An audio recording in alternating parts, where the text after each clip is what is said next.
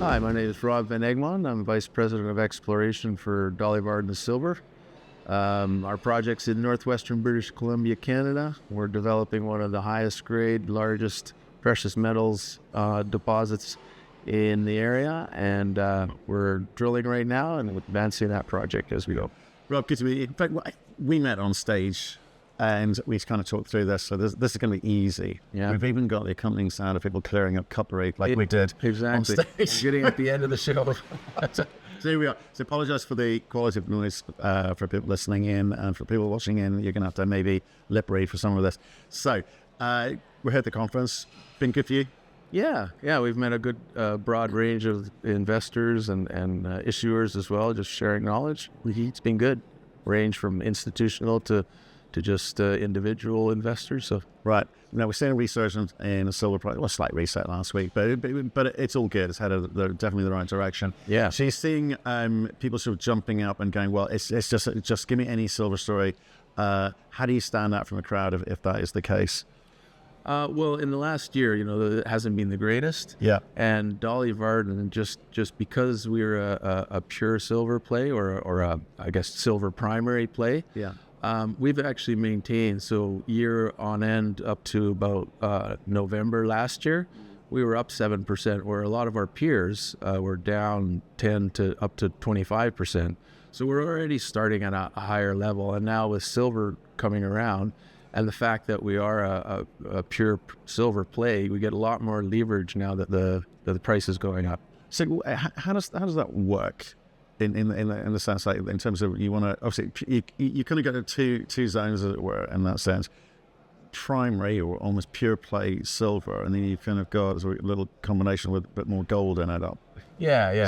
So when I say primary silver, that is our silver deposits. So yeah. our property is the Kitsault Valley project. Right. And we just did a consolidation with Homestake Ridge, which is a contiguous property. But now that we have it all as one property, we see the geology is all interrelated. It's okay. all part of one large mineralizing system. Yeah. And so the deposits in the south, those are pure silver or primary silver deposits. Over 95% of the value, metal value, is silver. Whereas a lot of companies that are silver companies, they may only be reporting silver equivalents. Yeah. Whereas 30% of that is silver, and then the other half is base metals. Right. And so sometimes we do report silver equivalents for our property because we're bringing in those gold ounces that we acquired for Homestake Ridge. But that equivalent is very different because it is a precious metals equivalent. Right, and well, in this kind of environment where you kind of go, higher price copper, higher price gold, that kind of polymetallic, price per ton is still gonna be good. Yeah. But is there an attraction from pure play silver investors and the fact that it's silver and they kind of worry less about the dollar per ton value, but the fact you're a pure play? Yeah, we definitely get a premium on the fact that it is silver, because silver's in deficit right now in the last few years. Yeah, and so they're pulling silver out of reserves, and the quickest way to obviously up your reserves is have tons that have pure primary silver, and so you're not only you step up production on something that's 30% silver. It takes a lot longer. So, and that's why we have, very, very good partners in Hecla, the prime silver producer in the States, and they want to be in Canada as well.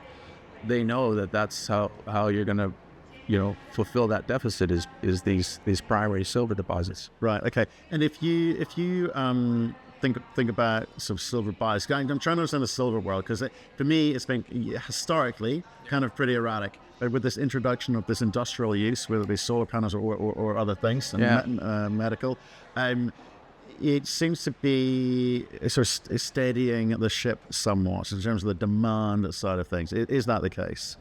I don't really know, but just on the industrial side of things, I guess that's the difference between silver and gold. Gold's a lot more on the economic side, safe haven things. Silver has that component is growing, but it is that industrial use So, solar panels take up about 30% of the silver demand in the last couple of years. Yeah. And so that's why it's now in a deficit, because of the whole electrification, solar panel production and things like that. So I think silver gets more of a leverage because it has that duality to it. Right.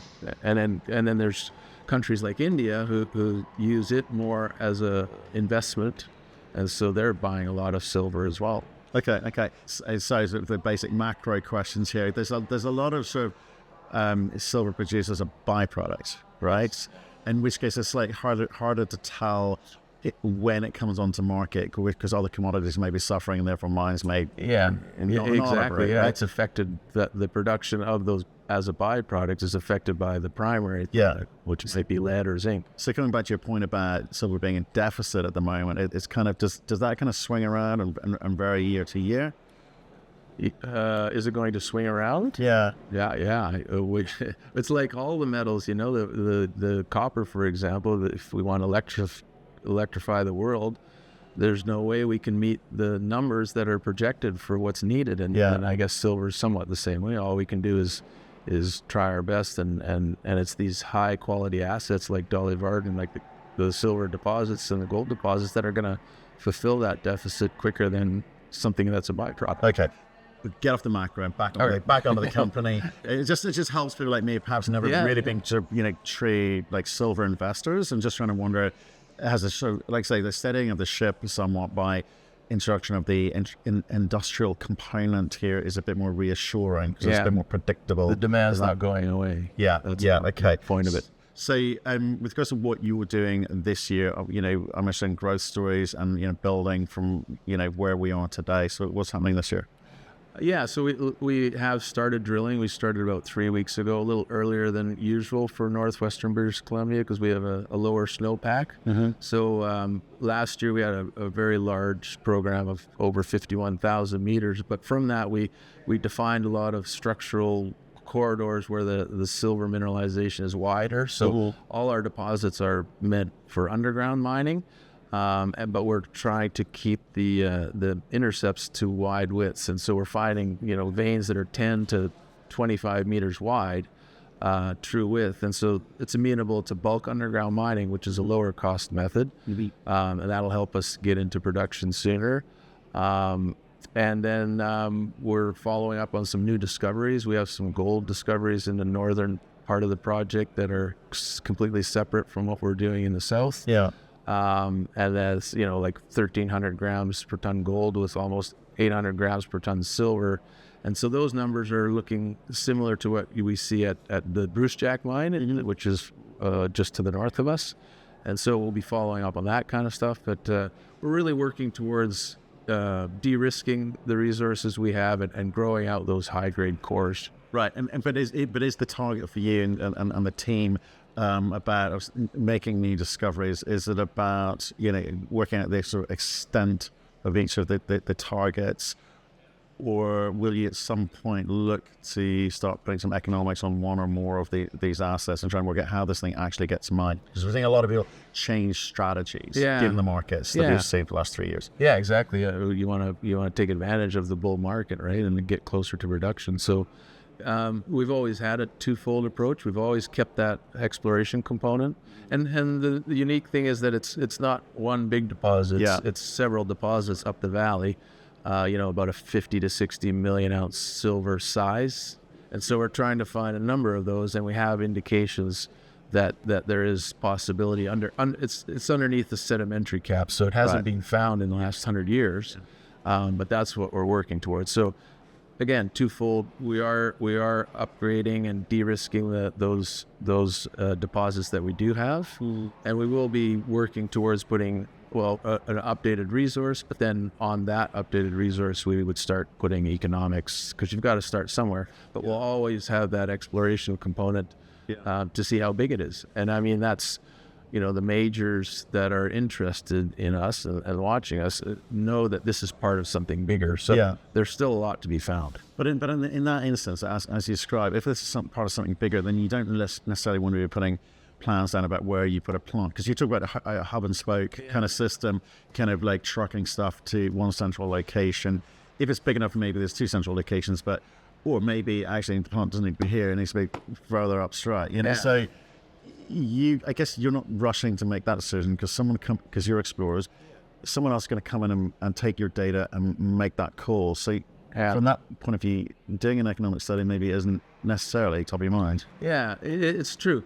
If it's called putting a pin in it, right? If once you update a resource, a lot of times people are like, oh, well, that's what they have. Yeah. But that's, there's still a lot more. Yeah. On the flip side, if you have, like we do have a good, solid foundational resource, and if we can start showing that that's economic and that it can be put into production, and then you start getting cash flow to support your exploration, at least get it going. So you've got 2 markets you're talking to there. You got the market, and then you got the likely buyer or certainly balance sheet holder to advance this project, and you've got a signal to both. It's a tough one. Yeah. Well, I mean, part of the signaling is like I say, de-risking it, and part of that is doing other studies that basically increase the value.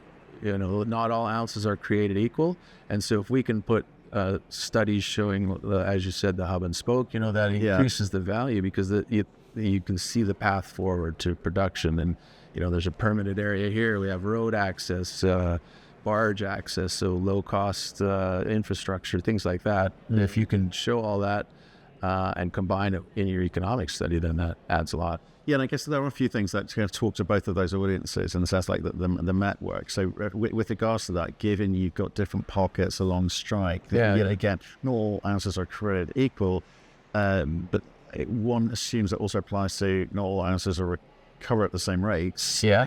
And so how do you look at that in terms of getting that information?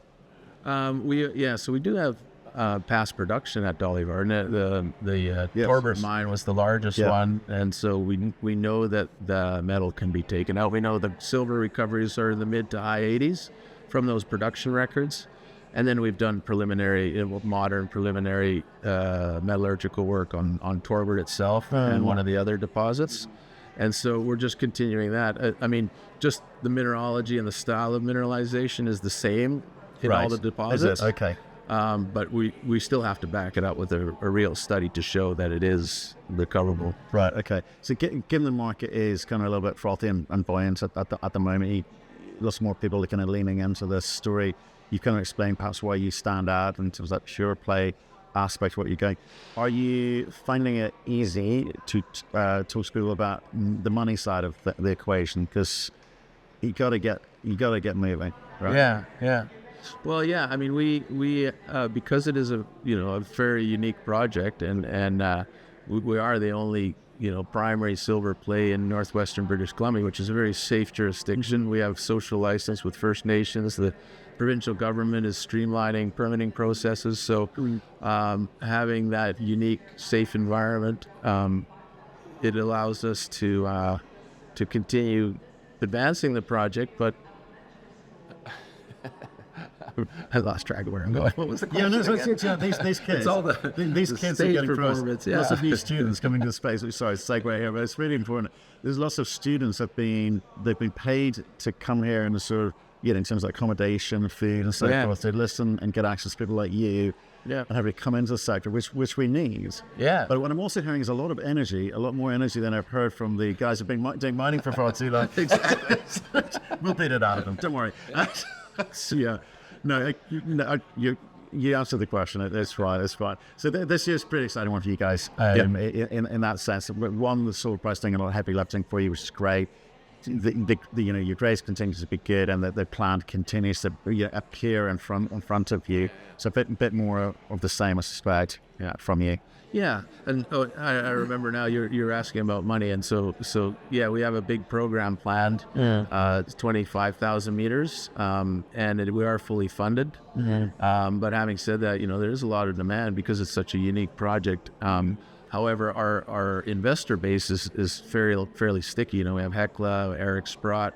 Almost half of our our capital structures institutions. So very, they're in it for the long run. They see the potential in this area, and we only have about 8% retail. Yeah. But it's that 8% that really get on board and see, make the equity, give that leverage on every time silver goes up 10%, we go up 20, 30%. So really leverage that. Yeah. And so that